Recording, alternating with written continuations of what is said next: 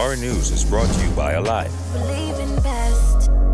Coming up tonight on Our News, why government plans to extend the state of emergency, more Atlantis workers to be furloughed next week, plus a church leader doesn't hold back on parliamentarians.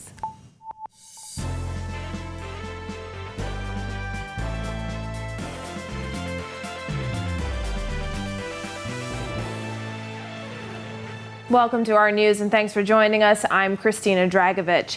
Topping news tonight, the Bahamas will remain in a state of emergency for the next 4 months. Prime Minister Dr. Hubert Minnis giving notice in the House of Assembly this morning that the government is seeking to extend the state of emergency to May 23rd. This as he pleaded with Bahamians not to let their guard down.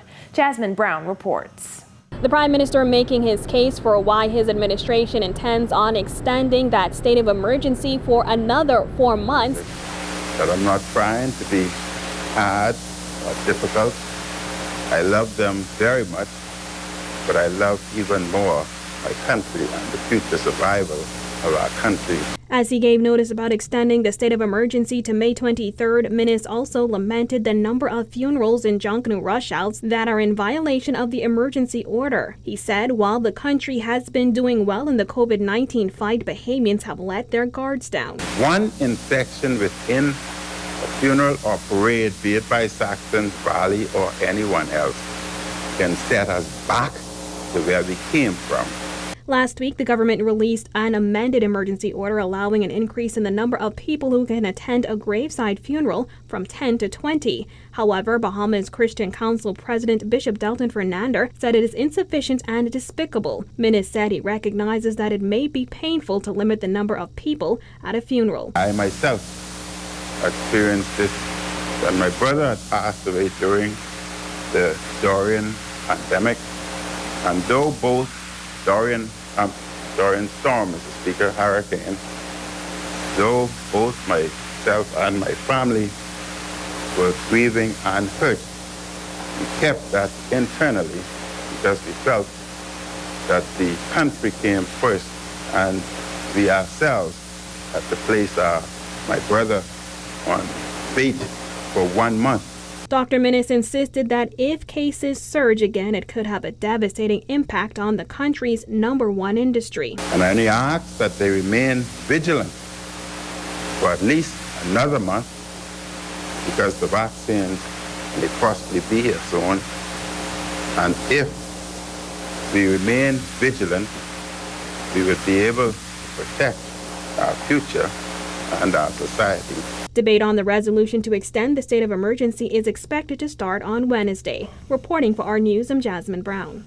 Well, weeks after Atlantis Paradise Island placed several employees on furlough due to low occupancy levels, the resort is even set to furlough even more employees next week. Tourism Minister Dionisio de Aguilar says the move is part of the fallout from new U.S. travel restrictions. Kyle Joaquin has more. It is in the minds of the traveler creating a concern. The tourism minister says the fallout will continue for a while. This as the U.S. makes it mandatory for all persons entering that country by air to test negative for COVID-19 3 days prior to travel and quarantine upon their arrival. In a letter to employees, Atlantis President Audrey Oswald said for the immediate future, the resort faces similar challenges as it did over the past month, which led to employees being furloughed just weeks after returning to the job. Her letter read, "As we continue to navigate operating in an ever-changing COVID-19 environment, we will make decisions at times that are very difficult yet critical to preserving our business. For this reason, starting February 4th, we are scaling operations and guest reservations at the Royal will move to the Cove and some colleagues will be placed on temporary furlough." De Aguilar says, unfortunately, that's a sign of what's to come. While it's debatable whether quarantining is enforceable, I think at the end of the day, most Americans want to abide by the dictates of their government. And if their government suggests it, then that's probably what they want to do. Hotel Union President Darren Wood said he's still awaiting details from Atlantis on how many employees are being furloughed. He added he feels for those employees who are once again being sent home. The new president now has indicated that they want to have testing and quarantining. They've had a number of persons who have canceled their bookings. And so they say they're scaling back. So we asked them to put it in writing so we could see it.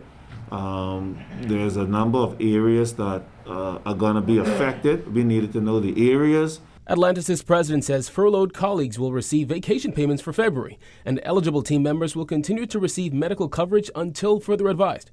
She said the hope is to be able to welcome employees back by spring break season, pending occupancy. But Woods says sometimes the union fears the worst, as decisions are made based on occupancy. If occupancy is not where it needs to be, then persons begin to work reduced days. And if that continues, then the inevitable thing to happen would be layoffs. And then we know what follows layoff once persons have been off for such a long period of time. For Our News, I'm Kyle Joaquin.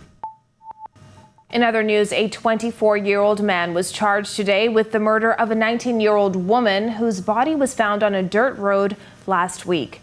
There were tense moments outside of the magistrate's court as the accused was escorted inside. Jared Higgs has the details. Family members of Candice Pearl Smith and her accused killer shouted at him as he was escorted to court on Monday afternoon.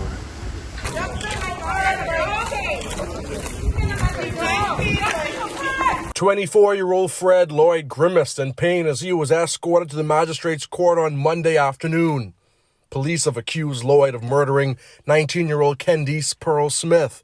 The young woman's body was discovered last Monday on an abandoned property on the western end of Marshall Road. Officers on the scene said she was found with blunt force injuries to the head and was only dead for hours before she was discovered. As he was escorted to court, Lloyd struggled to walk while flanked by nearly 9 officers. Family members of Smith and Lloyd were among a crowd of observers at the court. Family members of Smith shouted for justice, while a man and woman urged the accused murderer to ignore the shouts.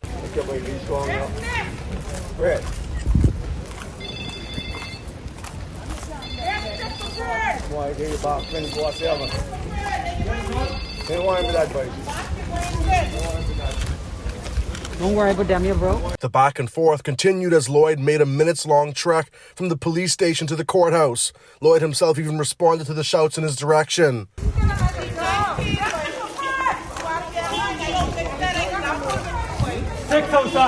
Inside court, Lloyd was not required to enter a plea to the single murder count. He was arraigned before Chief Magistrate Joanne Ferguson Pratt and was represented by attorney Ian Cargill.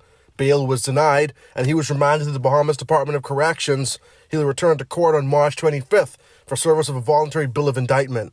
Reporting for Our News, I'm Jared Higgs. Well, Vice President of the Bahamas Christian Council, Pastor Mario Moxie, did not hold back while delivering his sermon at the annual parliamentary service held at the Church of God of Prophecy today. Giorgio Bain reports and tells us more. Moxie's message, which was centered on creating a memorable legacy, was not short on challenges for parliamentarians and cabinet ministers. The church leader questioned how voters can expect members of parliament to keep their campaign promises when some do not honor vows made before God. As a politician, if you stand before God and witnesses and made a vow to your spouse to be faithful, and then turn around and get engaged in entanglements after entanglements, what would make you think that we as a people would trust you with our nation? If you can't keep your vow to your spouse, what would make us think that you can keep your vow to the people? The annual parliamentary church service was held at the Church of God of Prophecy today. As parliamentarians looked on, Moxie challenged them to make amends for their mistakes before it's too late. Go back and correct the wrong. We're all human. None of us are perfect. And we make mistakes. And sometimes in making mistakes, we need to be courageous enough to admit that we've done some things that we should not have done. But then we also need to learn how to make amends. We're bound to get it wrong as leaders. We're bound to mess up some point in time. But are you willing to make amends? Are you willing to apologize and take that which was wrong and make it right? The Vice President of Bahamas Christian Council also warned government officials against accepting deals under the table that will tarnish their reputation. Many of you still have an opportunity to make your mark in this nation and in this community because your character hasn't been tarnished yet. Live your life in such a way that when you sit down with your grandchildren, something that all of us desire to do, and they hear the story of Mama and Papa, you don't have to worry about them asking questions that you can't answer because you took a deal underneath the table and you had to keep it to yourself. Reporting for R News, I'm Giorgio Bain. Thanks, Giorgio. Well, there are mostly clear skies outside the R News studios tonight. Greg Thompson is in the weather studio with the latest. Thanks, Christina. I'm meteorologist Greg Thompson with your first look at weather. Outside our studios, partly cloudy skies. Temperatures are still in the mid-70s, 74 degrees. The winds are out of the southeast at 8 knots. Feels like temperature around 74 degrees Fahrenheit. Satellite view around the area. We do have those cloudy conditions persisting. All that courtesy of a frontal boundary that's actually draped along the eastern side of the island chain. But we do have some high-level clouds moving across the area, not really producing any precipitation. That's your first look at weather. Your extended forecast is still to come. Ahead on our news, Family Island healthcare facilities prepared to test U.S. travelers. Plus, some Bahamians opposed to a state of emergency extension. Stay with us. Welcome to our news and thanks for joining us. Topping news tonight. COVID-19 remains a serious threat. Coronavirus COVID-19 has disrupted our economy, tourism industry, educational system, and put our healthcare facilities and professionals on high alert. Are you prepared? Do you have all the facts? Stay tuned to this network for the very latest news and information on this global pandemic.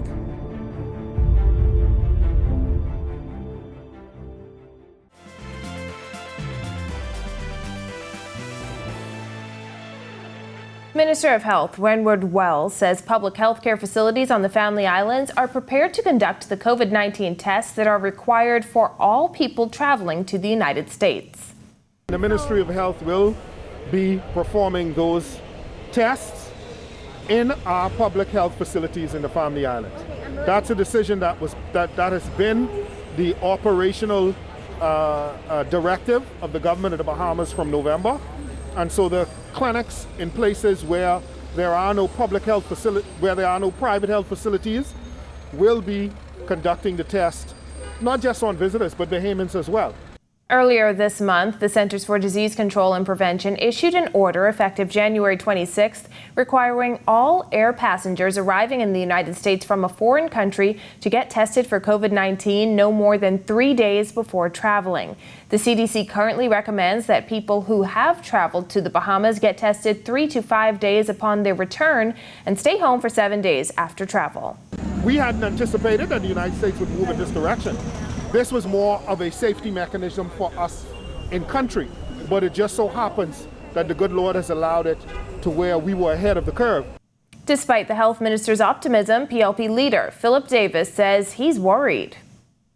Yes, I am concerned. Again, we have to look at what responses we're going to have in this pandemic era when our external shocks, such as the declaration that persons traveling would need to be quarantined, will have on us.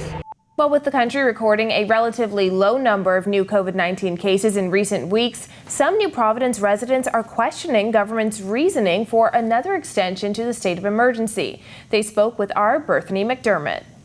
Following 10 months of COVID-19 restrictions, which have significantly impacted his business, Shoe Depot President Egan Kam says he does not support yet another extension to the state of emergency. I think the biggest impact is not knowing. As a business owner, we work months ahead. And if we cannot assure that we can open, that inhibits our ability to boldly make orders with our vendors and to financially plan for outlays of money and deliveries. And so when the government can easily pull back or shut us down, it greatly impacts us as it did last year. If the resolution is passed, it will be the 8th extension since the Governor General made the original proclamation back in March. Kam said lockdowns and other restrictions in 2020 made doing business extremely difficult. Now he says his operations are a bit more stable. The most, shall we say, compassionate way for the government to be dealing with this is to let herd immunity be the mechanism that we deal with this situation. As 3 epidemiologists from Stanford, Harvard, and Oxford have openly said in the Great Barrington Declaration. So we took to the streets today, and most of the residents we spoke to say they do not support an extension to the state of emergency. Quite honestly, I don't think that it's necessary. I think that the Bahamas generally is suffering economically, and we really need to have some kind of reprieve, because at the end of the day, we aren't receiving support from the government in terms of NIB is never on time. And I don't support the lockdown because we have a lot of people in the Bahamas that are suffering right now, and with the lockdown, they're going to make it worse. However, not everyone shared this view. The Prime Minister is doing a wonderful job. I don't want it no better, and the Bahamian people don't want it no better than this. Trust me, 10 o'clock, it should have been but 8 o'clock. Reporting for Our News, I'm Berthany McDermott. Still to come on Our News, the Natural Resources Committee makes its way to Andros. Stay with us. Welcome to our news and thanks for joining us. Topping news tonight. COVID-19 remains a serious threat. Coronavirus COVID-19 has disrupted our economy, tourism industry, educational system, and put our healthcare facilities and professionals on high alert. Are you prepared? Do you have all the facts? Stay tuned to this network for the very latest news and information on this global pandemic.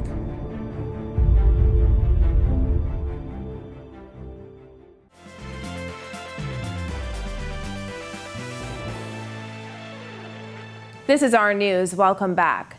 Chairman of the House of Assembly's Parliamentary Select Committee on Natural Resources, Michael Folks, revealing in Parliament that they conducted their first site visit last week. Folks telling parliamentarians the committee members took a 3-day trip to North Andros last Tuesday. It was a very informative and very educational trip. We had the opportunity to speak to numerous persons, persons of business interest. We spoke with the North Andros local government council. We spoke to community leaders. It was a very good trip. We made site visits on land, and we made site visits, marine site visits. Folks says the marine tour included site visits to the tongue of the ocean and Great Bahama Bank. The committee was formed on July 8, 2020. Folks says each committee member took the lead on researching at least one of the identified resources. Well, Scotiabank announcing that it is permanently closing 3 branch locations. The bank's Paradise Island location closed permanently today, while its Nicholstown, Andros, and Buckley's Long Island branches closed last week. With more commercial banks closing on the Family Islands, members of Parliament are pleading for help on behalf of their constituents. Because the ABM machine is definitely not going to do it in this day and time. And when you look at the senior citizens, they're not going to go and learn how to do something online when they can just physically walk in a bank. Some things you just have to bite the bullet with, and this is one of them. And we have to have a bank in there. And I'm not going to stop until we do get one. It's not easy, but it's not a time for us to give up. South Andros MP Picewell Forbes was unable to speak on camera, but called the move a travesty as Family Island residents depend on banking services.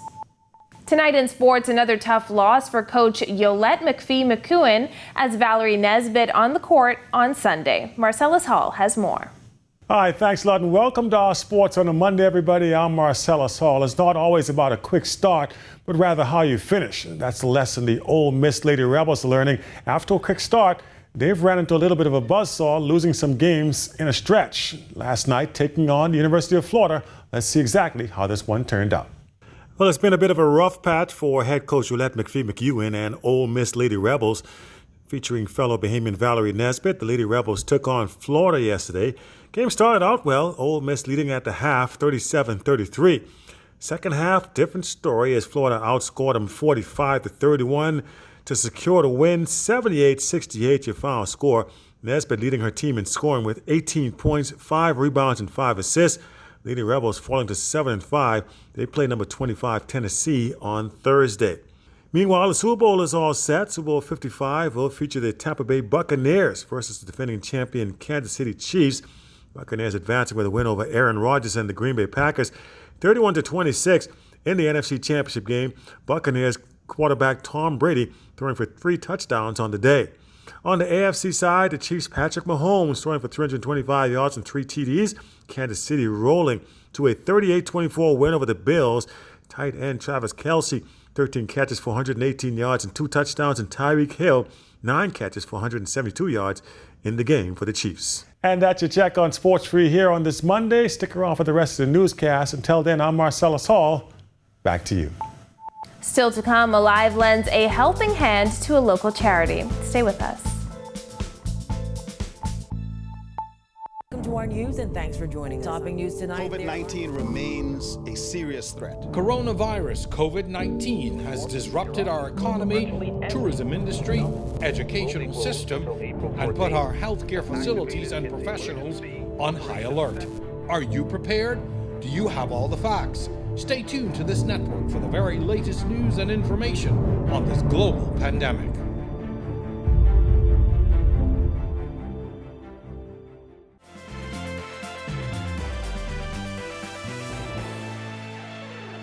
Welcome back to our news. Do we have warmer days ahead? Greg is back in the weather studio with the answer.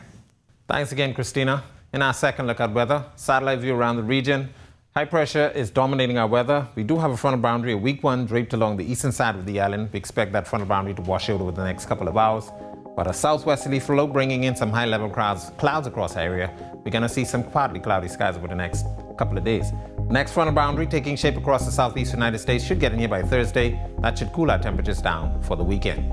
Your boating forecast for the northwest and central Bahamas tonight through tomorrow. Winds will be southeast to south, 15 to 20 knots. Caution flag posted for you guys.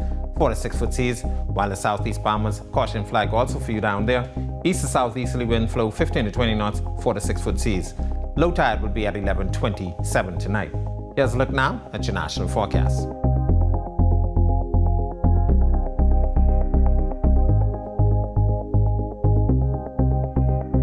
A look now at your extended forecast through Saturday.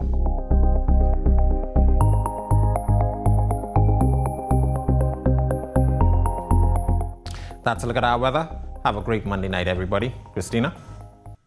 Well, Alive donating more than $31,000 to Hands for Hunger today as part of a $200,000 campaign launched over the holiday season. Chief Commercial Officer Gravette Brown stressing the importance of giving back to the community, especially during the pandemic. What's special about this is that we are doing it and we really raise the money, through our staff, through our customers, and using the togetherbahamas.com platform, which we think provides charities an innovative way to focus on what they do best, which is executing programs, and allows us to create technology that facilitates their own individual fundraising. So this is very important. Hands for Hunger is just the first of several charities the cellular service provider will be making a donation to in the coming weeks. Hands for Hunger Executive Director Keisha Ellis says the donation will make a huge difference as they're expecting the demand for assistance to increase. We all know that, our tourist industry is still very much in limbo.